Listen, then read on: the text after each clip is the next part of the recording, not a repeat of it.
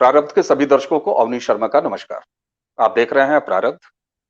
प्रारब्ध हर विषय पे अपनी दृष्टि से, राष्ट्र प्रथम के भावना से आपको कंटेंट दिखाने का प्रयास करता है, अपनी बात रखने का प्रयास करता है। थंबनेल देख के, शीर्षक देख के आप सभी समझ गए होंगे।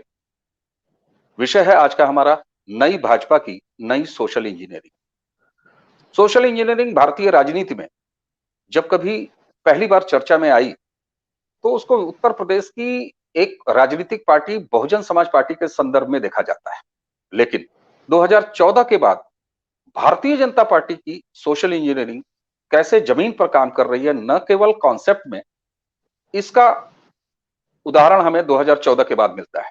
इस विषय पर अपनी प्रखर बात रखने के लिए प्रखर राष्ट्रवादी चिंतक, सामाजिक राजनीतिक सरोकारी श्री पुष्कर अवस्थी जी का स्वागत है। पुष्कर जी, आपका स्वागत है प्रारंभ में। नमस्कार अवनीश। आइए सीधे विषय पे आते हैं। अवश्य। 2014 से नई भाजपा और उसकी सोशल इंजीनियरिंग, सबसे पहले इस शीर्षक की भूमिका में आप क्या कहेंगे? उसकी शीर्षक जो आपने सोशल इंजीनियरिंग कहा है, ये देखा जाए तो जैसा तो आपने बिल्कुल सही इस तथ्य की तरफ इशारा किया कि बसपा के संदर्भ में जो है सोशल इंजीनियरिंग एक श्रद्धांजलि गढ़ी गई थी और उसके परिणाम जो है उसके थ्रू सत्ता पे बसपा का अपने दम पे आना भी देखा है यहाँ। लेकिन जैसे हर शब्द के मायने जो है, हर राजनीतिक नई धारा जब बहती है तो उसके मतलब बदल जाते हैं। तो वैसे ही भाजपा के संदर्भ में ये सोशल इंजीनियरिंग जो है, ये बिल्कुल जो है अलग अर्थ रखती है। ये 2014 में जब श्री नरेंद्र मोदी जी भारतीय जनता पार्टी के प्रधानमंत्री के पद के उम्मीदवार थे और जो है अमित शाह जी को जो है उत्तर प्रदेश का प्रभारी बनाया गया था, और उस जो उन्होंने उस वक्त व्यूह रचना सीटों में जातीय समीकरणों को लेकर जिस तरह उन्होंने किया था और जो उसके आश्चर्यजनक रूप से वृहद परिणाम सामने को दिखे थे, तो वहां पर ये सोशल इंजीनियरिंग फिर चर्चा में बन गया था। उस पर काफी लोगों ने विश्लेषण भी किया, उसकी मीमांसा भी की, उसके नेताज खोजने की भी कोशिश की, ये कौन सी अलाउद्दीन का चिराग हाथ लग गया। तो लेकिन अब आज समय पलट कर देखते हैं, आज 2022 है, 2022 में उत्तर प्रदेश का महत्वपूर्ण चुनाव भी है। तो इन 7-8 साल में जो है सोशल इंजीनियरिंग के बिल्कुल अर्थ अलग निकल के आते हैं। तो आज के संदर्भ में ये कहूंगा कि ये जो है सोशल इंजीनियरिंग को, जो कि जातिगत आधारित समीकरणों को बैठा के जीतने की जो परंपरा सामने आई थी, ये उसके ठीक उसको उलट आप कह सकते हैं। इन्होंने उसमें सोशल इंजीनियरिंग में जातियों को जोड़ के था, इसमें जो है जातियों का समावेश जोड़ा ना करके जो है उसको गणितीय उसमें करके इसका समावेश करके इसको इसके तिलस्म को टूटना जो है, जो टूटा है, वो सोशल इंजीनियरिंग है बेसिकली। वहां जब पर आप जो ये है कहते हैं जब आप ये कहते हैं कि जो तिलस्म टूटा है 2014 के बाद और 2014 के इलेक्शन से आगे बढ़ते हुए 2019 तक, इससे पहले उत्तर प्रदेश में 2017 में, तो तिलस्म टूटने की जब आप बात करते हैं तो इसका मतलब आपने कहा कि जातीय बंधन टूटे हैं। अब जातीय बंधन टूटे हैं तो सोशल इंजीनियरिंग की जो इस्टेब्लिश्ड पुरानी अवधारणा है उसके ये कितना अलग है? ये कौन से जातीय बंधन टूटे हैं और उनका एकीकरण हुआ है? ये किस तरह से हुआ है? अवनीश जी, पहले तो ये समझना पड़ेगा हमको कि ये जो जाति की जो राजनीति है, हमारी राजनीति का स्वतंत्रता के बाद से ही मूल में रहा है। और क्योंकि मैं उत्तर प्रदेश से हूँ और नॉर्थ इंडिया में विशेषतः उत्तर प्रदेश और बिहार में इसका जो है बहुत ही कुरूप चेहरा भी सामने आया है। यहाँ पर 2014 में जब जो इन्होंने प्रयोग किया, तो उस वक्त उसके बाद से जितने भी राजनीतिक विश्लेषक मीडिया में जो बैठे हुए थे, वो अपने स्टूडियो में बैठ के जाति के आधार पे ही गणित करके सीटों का आकलन करते हैं, और वो आज तक कर रहे हैं। और इस पे इसको और जब उनके उत्तर जब गलत निकलते हैं, उनके आकलन गलत निकलते हैं, तब उसकी मीमांसा भी नहीं करते हैं, या करते होंगे तो अकेले में कर दो, सार्वजनिक रूप से नहीं करते हैं। जी। यहाँ अब जो यहाँ पर जो इन्होंने जो अब देखने को मिला है कि इन्होंने जाति को मायने बदल दिए। इस नई भाजपा ने जो है अपनी सो कॉल्ड सोशल इंजीनियरिंग में जो है जातियों को समावेश करने का जो उनका प्रयास था, उसके आधार पे निरंतर आश्चर्यजनक रूप से जितने क्रूशियल इलेक्शंस है वहां वो सफल हो रहे हैं। 2014 में सफल हुए पूरे भारत में, 2019 में भी हुए, और 2017 में, उससे पहले उत्तर प्रदेश में भी बीजेपी जीत के आई। यहाँ आप एक चीज समझ लीजिए, 2014 से पूर्व में जितने भी भारत में इलेक्शन हुए हैं, उन सारे इलेक्शन जो हैं वादों के आधार पे लड़े गए इलेक्शन। पार्टी जो है अपना घोषणा पत्र लाती है, वादे करती है, और फिर जाति का संकट बैठाती है और जीतती है।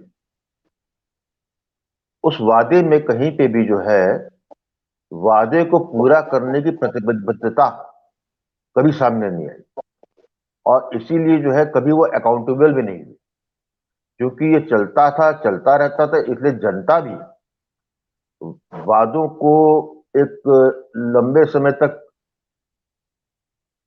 वादों को इस आशा में कि ये वादे पूरे होंगे, और उसके बाद सीधे फिर अपनी जाति की शरण में चली जाती थी। तो इसलिए जो है उन वादों के कोई भी सरकार जो आती थी वो अपने मैनिफेस्टो के प्रति ईमानदार नहीं रह पाती थी, तो जनता ने वो आशा करना छोड़ दिया था।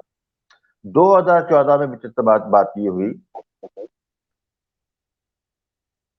कि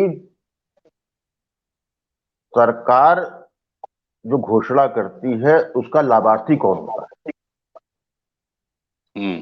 सरकार जो घोषणा करती है वो अपनी जो है जो मूलभूत सुविधाएं जनता को मिलनी चाहिए उसके प्रति उत्तरदायी होती है, और हर पार्टी हर चुनावी घोषणा पत्र में कमोवेश सभी एक ही बात कहते हैं। 2014 में विचित्र बात ये हुई कि जो नरेंद्र मोदी जी की सरकार ने वादे किए, उसको उन वादों का धरातल में परिणाम स्वरूप में दिखने लगा। परिणाम तो उतरे नहीं आए, लेकिन जनता में ये अद्भुत चीज देखने को मिली जनता को कि जिसके वो सपने पिछले 7 दशकों से देख रहे थे, जिन कुछ छोटी छोटी चीजों के लिए, वो जो है उनके द्वार पे आ रही है। जितना उन्होंने कहा उतना उस तेजी से नहीं कर पाया या, लेकिन सरकार अपनी ईमानदारी से अपनी घोषणा में जो योजनाएं जो उन्होंने घोषित की, उस योजना को जहां तक पहुंचना था वहां तक पहुंचाने में सफल रही। और यदि योजना का लाभ अभी नहीं भी मिला है तो ये जनता में ये विश्वास पैदा करने में सफल रही कि ये योजना का देर सवेर उनको भी लाभ मिलेगा। तो ये पहली बार हुआ 2014 के इलेक्शन के बाद कि जनता को वाकई चुनावी घोषणा पत्र में जो घोषणा की गई वो जो है उन तक पहुंचने लगा। तो उनका विश्वास जो 7 दशकों से आप ये कह सकते हैं कि जिसके प्रति वो विमुक्त टाइप के हो गए थे, उस पर वो विश्वास करने लगे। एक नई चीज है कि ये हमको डिलीवर छोटी छोटी चीजें कर रहे हैं। अब ये छोटी चीजें होती क्या? सर पे छत, अन्न, बिजली, और ये जरूरत कहाँ सबसे पड़ती है? आपके ग्रामीणांचल। या वो वर्ग जो कि समाज के आर्थिक रूप से पिछड़ा, गरीब है। तो इस लाभार्थ का फायदा ये हुआ कि जब ये पहुंचा तो लोगों को ये नहीं पता लग पाया कि इन 7 सालों में एक अलग वर्ग ही तैयार हो गया है। ये वो वर्ग है जो लाभार्थी, सरकार की योजनाओं से लाभ पाने वाला वर्ग, उसका एक वर्ग अलग बन गया। जब आप ये कहते हैं कि जातीय बंधन टूटे और नई भाजपा की एक नई सोशल इंजीनियरिंग आई और उसमें जातीय बंधन टूटे, जातीय बंधन टूटे, लेकिन एक नया समाज तैयार हुआ। वो नया समाज क्या आर्थिक आधार पर बना हुआ और लाभार्थियों से द्वारा तैयार किया गया एक बड़ा समाज था, जहां पर जातियां मायने नहीं रखती थी।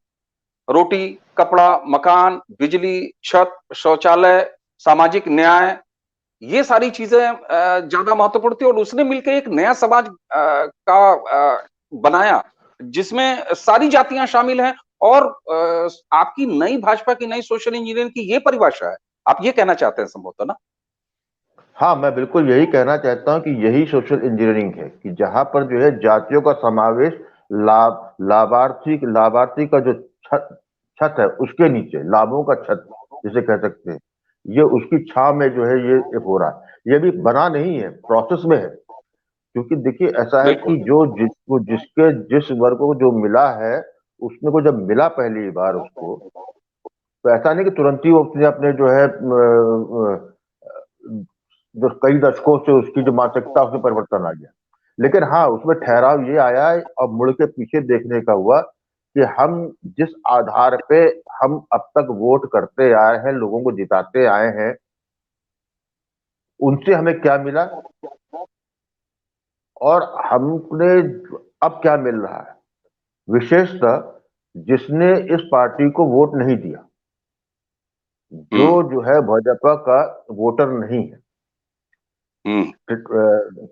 ट्रेडिशनल रूप से नहीं वोटर है, और हम्म। या फिर उस वोट बैंक पे किसी विशेष दल का कब्जा जो है पिछले कई दशकों में रहा, तो वहां पर हम्म। उस मतदाता को ये ठहराव आया और पीछे मुड़ के उसने लेखा जोखा लिया। जी। उसके बाद से जी। एक जब आप नींव कर। जी, जी, जी। जब आप ये कहते हैं तो इसके प्रमाण भी हैं। इसके प्रमाण उदाहरण हैं, सामने हैं, उदाहरण हैं। शायद यही वजह थी कि 2014 में नरेंद्र मोदी जी के नेतृत्व में भारतीय जनता पार्टी को जो मैंडेट मिला और बड़ा मैंडेट मिला, वो 2019 में और मजबूत हुआ। यानी उन 5 सालों में एक लाभार्थियों का एक नया समाज तैयार हुआ और उसमें लगातार बढ़त हुई। क्या ये बात सही है? देखिए ऐसा है, इसके अंदर जो है जब आपका 2014 से जो योजनाएं की जो है सामने लेके आए और उसको जो है उस योजना को लेके सामने ही नहीं लाए, बल्कि ये भी इंश्योर किया कि वो एक निश्चित समय में जो है उसका जो है धरातल में उसका जो है परिणाम भी दिखने लगे। तो उन 5 साल में ये हुआ कि यदि एक गांव है या एक छोटा सा समाज है, उसमें यदि 100 लाभार्थी को कुछ मिलना है, लेकिन 100 में से केवल 10 ही को मिला, लेकिन बाकी लेकिन सभी 100 के जो है जो भी प्रक्रिया थी वो पूरी हो चुकी है, तो उन बाकी 90 लोगों में भी ये विश्वास रहा कि यदि 10 को मिला है तो हमको भी मिलेगा। अब यहां रोकूंगा मैं आपको। और चूंकि 5 राज्यों के चुनाव, विधानसभा चुनाव सामने हैं और 24 करोड़ आबादी वाला देश का सबसे बड़ा राज्य उत्तर प्रदेश भी चुनाव में जा रहा है। जब आप ये कहते हैं कि 2014 से 2019 तक केंद्र सरकार ने जो योजनाएं चलाई और उन योजनाओं से एक नया लाभार्थी का समाज पैदा हुआ, जिसमें जातीय बंधन लगातार टूटे और टूटते गए, 2019 में और मजबूत हुए। लेकिन 2014 और 2019 के बीच में एक और बात हुई। 2017 में उत्तर प्रदेश में भाजपा को पूर्ण बहुमत और प्रचंड बहुमत से एक सरकार आई। जब आप ये कहते हैं कि लाभार्थियों का एक नया वर्ग तैयार हुआ जमीन पर, जिसने ये देखा और अनुभव किया कि ना यहाँ पर जाति का कोई ध्यान रखा जाता है, ना यहाँ धर्म का कोई ध्यान रखा जाता है, जो पात्र है उसको योजनाओं का लाभ मिलता है। तो 2017 से लेकर और अब तक जो 5 साल उत्तर प्रदेश में योगी आदित्यनाथ जी के नेतृत्व में सरकार चली, क्या उसने इस नई भाजपा की नई सोशल इंजीनियरिंग को और ज्यादा मजबूती से इंप्लीमेंट किया, जिसके नतीजे उत्तर प्रदेश में कम से कम हर तरफ दिख रहे हैं? या आप देखते हैं इसको, कैसे देखते हैं आप उत्तर प्रदेश में? मैं कुछ इस तरह देखता हूं कि उत्तर प्रदेश जो है, जो योजनाएं मोदी जी ने 2014 से चालू की, जो वो उसका असर ये जो है 2017 के उत्तर प्रदेश के चुनाव परिणाम में देखने को मिला आपको। 2017 में यही उत्तर प्रदेश की जनता जो है पिछले 20 साल से गठबंधनों और जातिगत राजनीति पे वोट करके जिताती, क्षेत्रीय दो क्षेत्रीय पद बसपा और सपा को जिताती है। लेकिन 17 में जब वोट करने गया तो उसके पीछे पूरा 2.5-3 साल का पीछे इतिहास था, और उस वक्त चेहरा जो है मोदी जी का चेहरा था। तो ये था कि 20 साल से जो छटपटाहट थी उत्तर प्रदेश की जनता में, तो उनको कुछ लगा, तो इसलिए उन्होंने उत्तर प्रदेश में मौका दिया। जब मौका दिया, जब योगी जी को जब मुख्यमंत्री बनाया गया, तो योगी जी ने उसी मोदी जी की जो रोल मॉडल था कार्य करने, योजना का के साथ साथ योजना का जमीन पे समयबद्ध तरीके से पूरी तरीके से करने का जो परिणाम देने का, उसको उन्होंने बहुत जोर शोर से उस पर ध्यान दिया। और उसके साथ यहाँ की जनता का जो सबसे बड़ा था वो लॉ एंड ऑर्डर था। तो लॉ ऑर्डर के साथ में आपका इंफ्रास्ट्रक्चर, और तीसरा ये जो लाभार्थियों को पूरी तरीके से सहज रूप से हर उत्तर प्रदेश सरकार की निर्णयों और योजना तक पहुंचाना, ये द्रुत गति से काम हुआ। इसका परिणाम आप कोरोना काल में देख सकते हैं।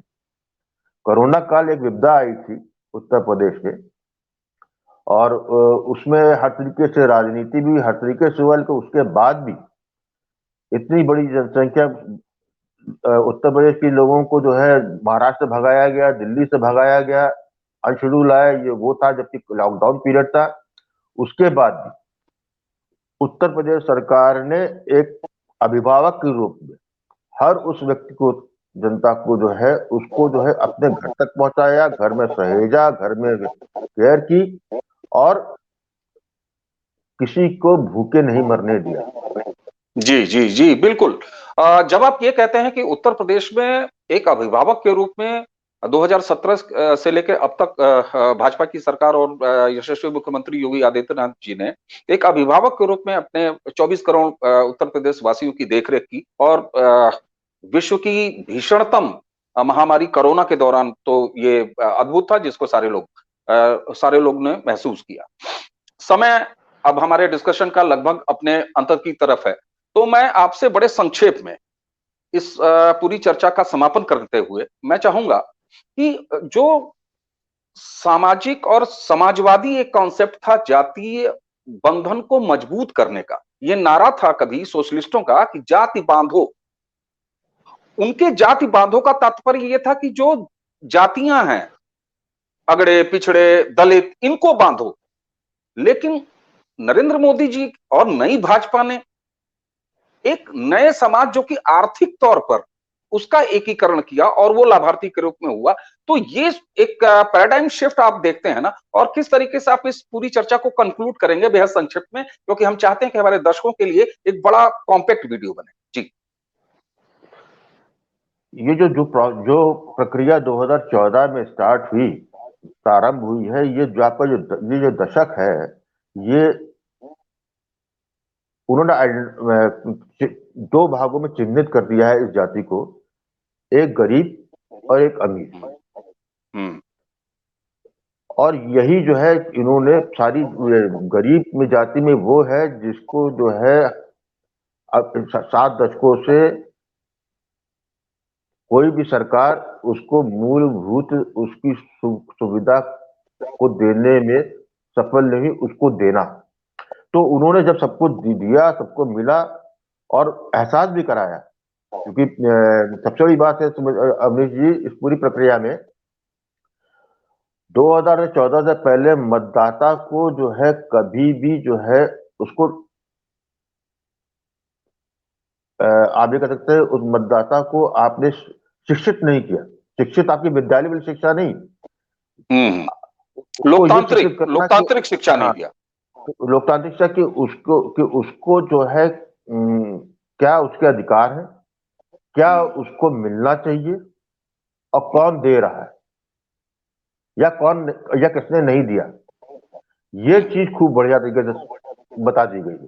तो जनता को ये मालूम है कि उस सरकार से उसको क्या मिलना है, और जनता फिर उसी कसौटी पे धीरे धीरे देखिएगा आप, इसी दशक में इसी कसौटी पे कसेगी अपने दल को या विधायक को या सांसद को, कि क्या उसको उसकी डिलीवरेंस हुई कि नहीं हुई उस कसौटी पे। बिल्कुल तो बेसिकली बिल्कुल बिल्कुल बिल्कुल।